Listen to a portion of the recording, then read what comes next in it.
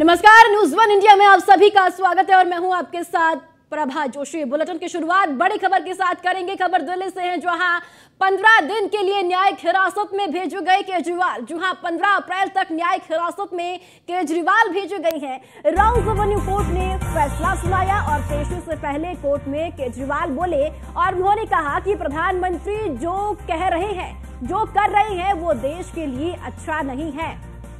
तो मुख्यमंत्री अरविंद केजरीवाल की एक बार फिर से न्यायिक हिरासत बढ़ा दी गई है। जहां 15 दिन के लिए न्यायिक हिरासत को बढ़ा दिया गया है। इसी के साथ साथ आपको बता दें कि मुख्यमंत्री अरविंद केजरीवाल को ईडी ने 21 मार्च को गिरफ्तार किया था और 28 मार्च तक उन्हें पहली बार ईडी के हिरासत में भेजा गया था।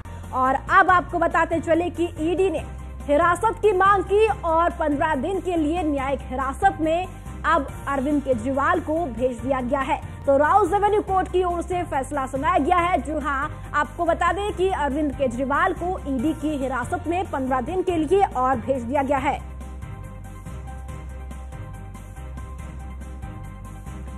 तो ईडी ने हिरासत की मांग की थी, जो कि कोर्ट ने 1 अप्रैल तक उनकी हिरासत बढ़ा दी गई थी और अब एक बार फिर से ईडी ने कस्टडी की मांग की और अब 15 दिन के लिए न्यायिक हिरासत में अरविंद केजरीवाल को भेज दिया गया है।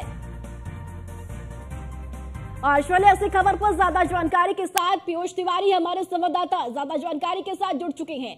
पीयूष, अरविंद केजरीवाल को 15 दिन की न्यायिक हिरासत के लिए फिर से भेज दिया।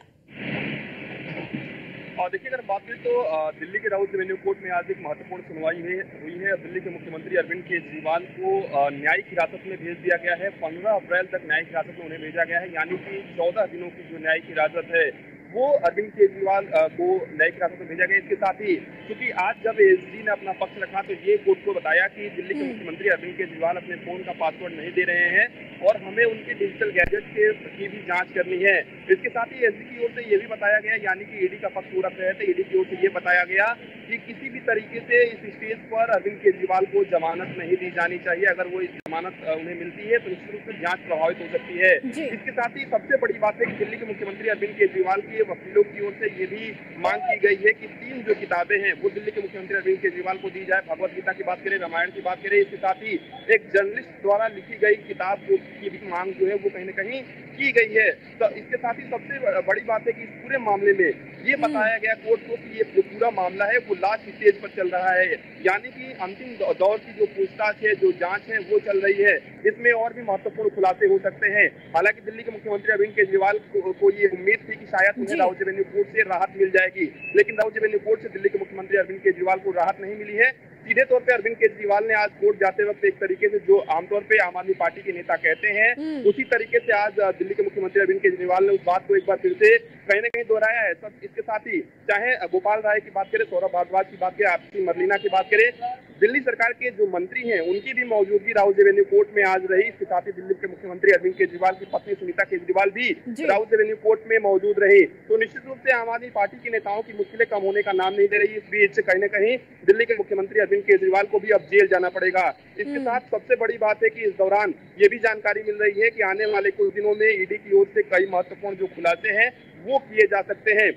तो एक बड़ा झटका आम आदमी पार्टी को, अरविंद केजरीवाल को और कहीं न कहीं उन लोगों को जो अरविंद केजरीवाल का समर्थन कर रहे थे उनको लगा है। और 15 अप्रैल तक अब दिल्ली के मुख्यमंत्री अरविंद केजरीवाल को न्यायिक हिरासत में रहना पड़ेगा। बिल्कुल पीयूष, ये भी जानकारी मिल रही थी कि तिहाड़ जेल में भी हाई लेवल मीटिंग हुई। अगर जिस तरीके से अरविंद केजरीवाल को जेल होती है तो कहां पर अरविंद केजरीवाल को रखा जाएगा। और अब देखिए यहाँ पर अरविंद केजरीवाल की मुश्किलें और भी ज्यादा बढ़ गई है। 15 दिन की न्यायिक हिरासत में और भेज दिया गया है। अब ऐसे कौन कौन से सवाल होंगे पीयूष ईडी के, जिनका सामना अरविंद केजरीवाल को करना पड़ेगा?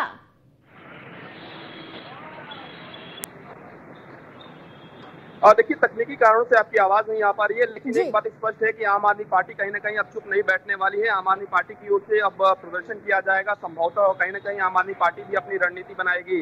इसके साथ ही चूंकि आपने देखा होगा कि आम आदमी पार्टी के नेताओं की ओर से या विपक्षी गठबंधन के नेताओं की ओर से यही लगातार कहा जाता रहा है कि केंद्र सरकार या बीजेपी जो है वो ईडी और सीबीआई का दुरुपयोग कर रही है।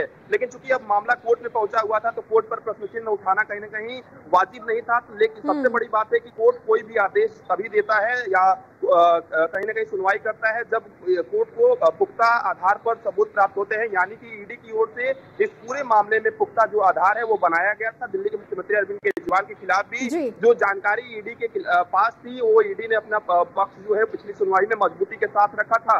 इसके साथ ही काफी गंभीर आरोप भी कहीं ना कहीं दिल्ली के मुख्यमंत्री अरविंद केजरीवाल पर ईडी की ओर से लगाया गया था। सबसे बड़ी बात है कि पिछली सुनवाई में आपने देखा कि दिल्ली के मुख्यमंत्री अरविंद केजरीवाल ने अपना पक्ष खुद रखा था और करीब 6 से 7 मिनटों तक उन्होंने अपना पक्ष रखा था। इसके साथ ही उन्होंने ये भी कहा था कि चुनाव है, इस वजह से कहीं ना कहीं आम आदमी पार्टी और मुझे खुद परेशान किया जा रहा है। हालांकि कोई भी जो कानूनी प्रक्रिया होती है, कोर्ट में जब सुनवाई होती है तो दोनों ही पक्षों की दलीलें सुनी जाती है। तो ईडी की ओर से भी कहीं ना कहीं जो दलील रखी गई थी, जो एसडी ने दलील रखी। चलिए ठीक है पीयूष, बहुत बहुत शुक्रिया आपका महत्वपूर्ण जानकारी साझा करने के लिए। प्रधानमंत्री जी जो ये कर रहे हैं ये देश के लिए अच्छा नहीं है। प्रधानमंत्री जी जो ये कर रहे हैं ये देश के लिए अच्छा नहीं है। प्रधानमंत्री जी जो ये कर रहे हैं ये देश के लिए अच्छा नहीं है। प्रधानमंत्री जी जो ये कर रहे हैं ये देश के लिए अच्छा नहीं है। प्रधानमंत्री जी जो ये कर रहे हैं ये देश के लिए